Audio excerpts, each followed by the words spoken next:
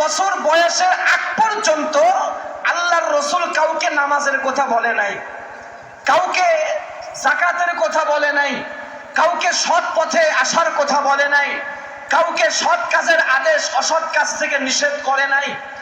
কিন্তু 40 বছর বয়সে আল্লাহ পাক যখন নবীকে নবুয়ত দান করলেন, তো নবী নবুয়ত পাওয়ার পরে মক্কার মধ্যে আসিয়া মক্কার গোত্রের নাম ধরে ধরে ধরে ধরে আল্লাহ রসুল ডাক দিলেন। ডাক দিয়া বলতেছেন, মক্কার মানুষেরা শোনো, এক আল্লাহর ইবাদত করো, আমি মুহাম্মদ আব্দুল্লাহর সন্তান, আমাকে নবী বলে গ্রহণ করে নাও, আল্লাহকে এক আল্লাহ বলে স্বীকার করো। তোমরা যে মুশরিকরা, তোমরা যে দেবতার পূজা করো, লাত উজ্জা হবল ধবলের পূজা করো, ওই সমস্ত মূর্তি দেবদেবীদের পূজা বাদ দিয়া আমি নবী, আমাকে নবী বলে গ্রহণ করো, এক আল্লাহর ইবাদত করো, তো মরণের সাথে সাথে জান্নাত। আল্লাহু আকবার বলেন, আল্লাহু আকবার। কথা ঠিক না ঠিক বলেন?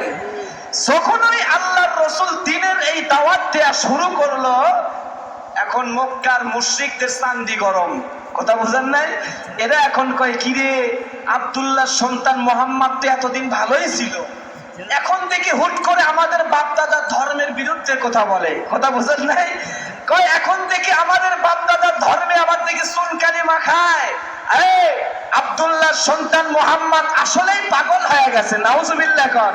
আপনারা বলেন তো দেখি, আল্লাহ রাসূল কি পাগল? বলেন, নবী কি পাগল?